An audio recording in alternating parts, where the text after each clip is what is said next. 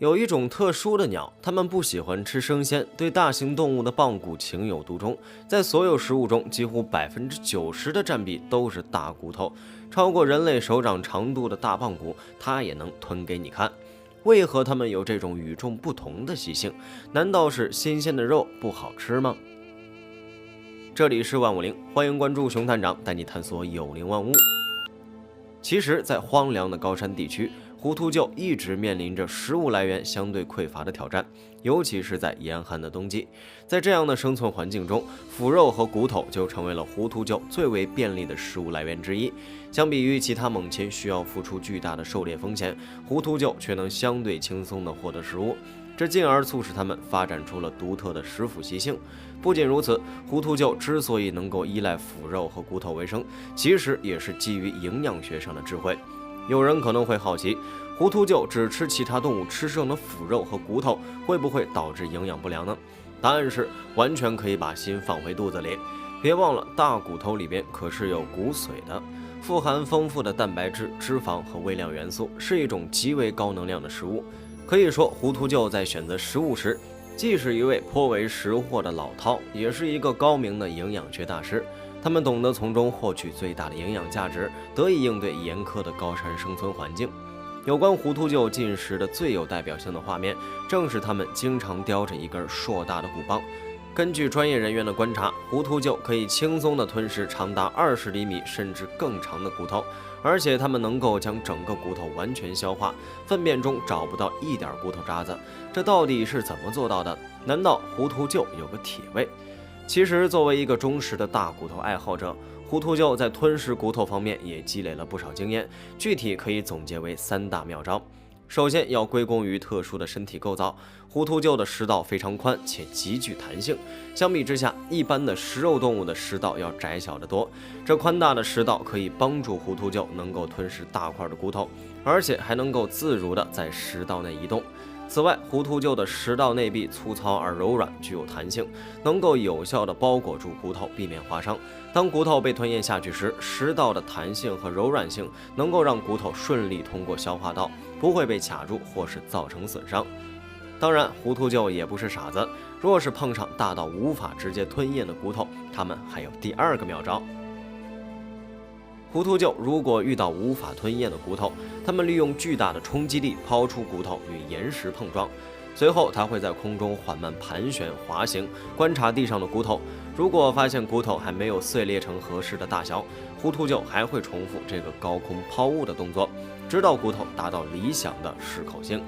据说胡秃鹫雏鸟会花费长达7年的时间反复练习这一技巧，直到完全掌握，成为一名出色的骨头料理大师。当骨头可以被胡秃鹫吞咽下去时，这就要发动它们的第3个技能了，那就是它们强大的消化系统。据统计，胡秃鹫胃中的胃酸浓度约为1，这种强酸性的物质能够迅速溶解骨头中的钙质，无论多么坚硬的大骨头，都能在24小时内被完全消化，不会对它们的健康造成影响。如此看来，胡秃鹫吞食骨头的技能不仅展现了它们的生存智慧和适应能力，更是一种经验的体现。通过长期的演化和生存竞争，胡秃鹫逐渐习得了这一独特的技能，使其能够在严苛的高山环境中生存繁衍，成为现存唯一以骨头为食的鸟类。食性如此独特的鸟类，自然在自然界中扮演着相当重要的角色。清道夫，动物死亡是不可避免的，而胡秃鹫能够有效地清除这些尸体，防止它们腐烂后释放出有害的细菌和病原体，减少疾病的传播和蔓延。其次，食腐的习性还让胡秃鹫在食物链中起到了重要的层级调节作用。通过清理大量的尸体，胡秃鹫能够降低食肉动物的食物竞争压力，维持生态系统中各个物种的相对平衡，促进生物多样性的保持。此外，胡秃鹫还在一定程度上影响着土地的肥力和生态系统的营养循环。胡秃鹫面相凶残，只吃腐尸和棒骨，让人和动物看了都敬而远之。然而，在食用动物尸体时，它们能将食物中的营养物质消化吸收，然后通过排泄物释放到环境中。这些排泄物含有丰富的氮、磷等营养物质，有助于土壤的肥沃化和植物的生长，推动了生态系统的营养循环，维持了生态系统的平衡。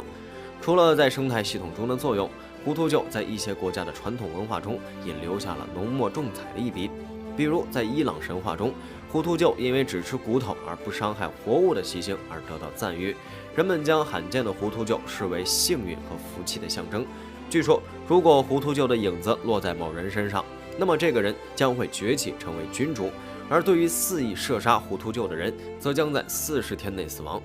然而，在近20年内，糊涂臼的数量大幅度下降，濒危物种红色名录已经将其从无危升级为近危状态。而造成糊涂臼数量减少的最大敌人，恰恰是曾赋予它美誉的人类。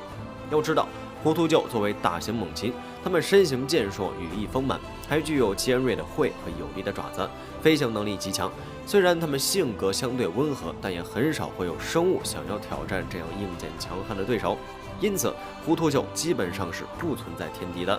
然而，人类活动对其生存环境的开发活动，导致了栖息地的破坏和碎片化，使得糊涂臼的生存空间遭到严重威胁。此外，过度的捕杀也对糊涂臼的种群造成了巨大压力。据估计，全世界糊涂臼的种群数量已然不足7000只。目前，糊涂臼在我国被列为国家1级重点保护野生动物。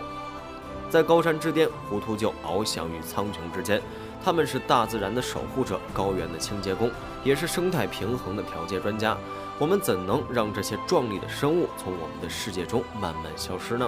唯有共同保护这些珍贵的生物资源，才能够让糊涂臼在未来继续翱翔于蓝天，成为自然界永恒的神话。非常感谢您看完本期万物灵，欢迎点赞、评论、加关注。您的关注是熊探长探秘的最大动力。